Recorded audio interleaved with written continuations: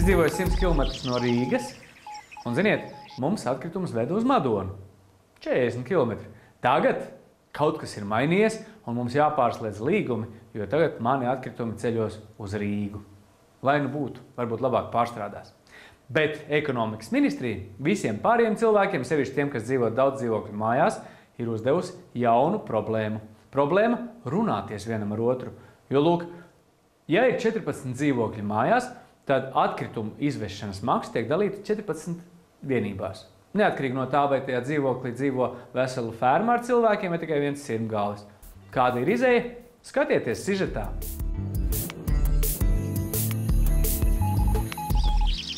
Jau labu laiku sabiedrībā ir dzirdamas diskusijas par to, ka kopš pērnā gada nogales esot mainījusies atkritumu apsaimniekošanas apmaksas kārtības sistēma daudzdzīvokļu namiem.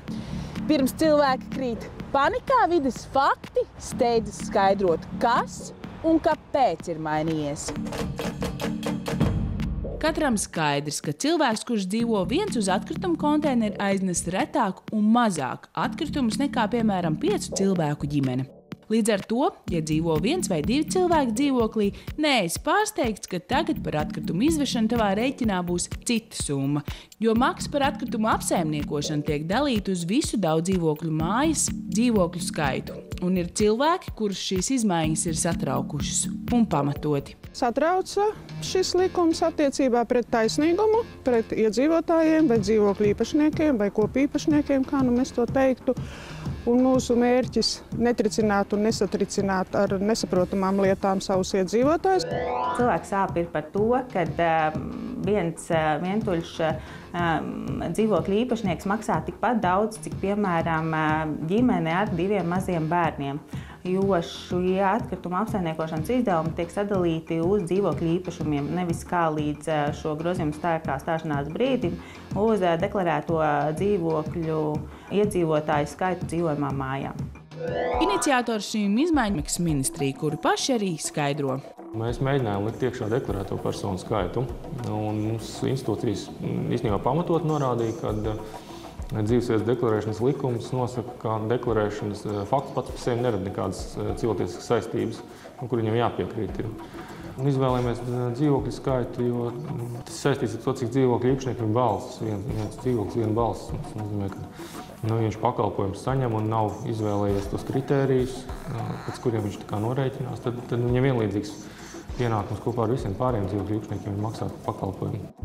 Kāds, kurš iespējams nav iedziļinājies šajās izmaiņās, akmentīgi metīs atkritumu apsaimniekotāju virzienā. Mūsu norēķinu kārtība ar namsaimniekiem, jo runa ir par daudzdzīvokļu mājām, mainījusies nav.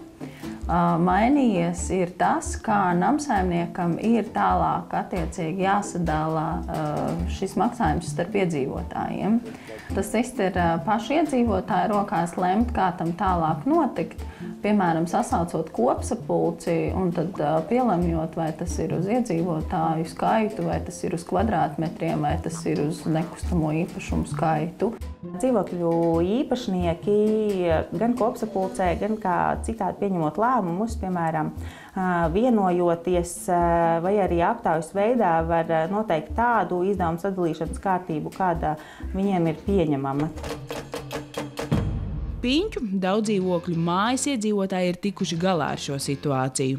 Paldies Dievam, ka šīs normas atļāva arī izvēlēties kopības sapulcē pieņemt savus lēmumus.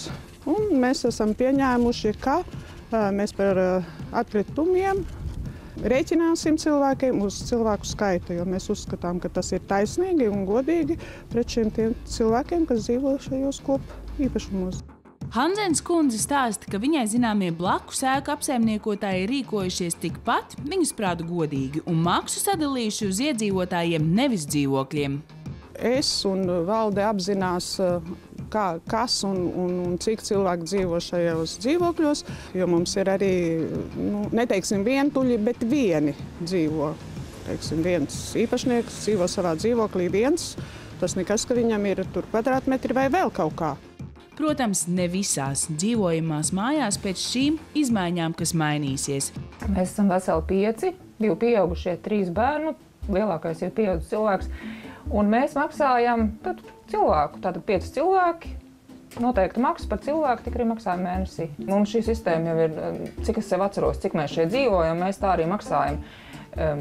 Attiecīgi palielinoties ģimenes locekļu skaitam, mums palielinājās maksa tāpat kā par ūdeni, tāpat arī par atkritumu izvešanu. Šī stāsta morāli, pirms kliegt un brēkt, ņemsim piemēru no Piņķu iedzīvotājiem, kuri pavisam mierīgā ceļā atrisināja šo jautājumu, vai sasaucat iedzīvotāju kopsapulci. Ja nu gadījumā tev šķiet, ka tavas, kā patērētāja tiesības ir aizskartas, tad iespējams konsultēties pie patērētāja tiesību aizsardzības centra speciālistiem.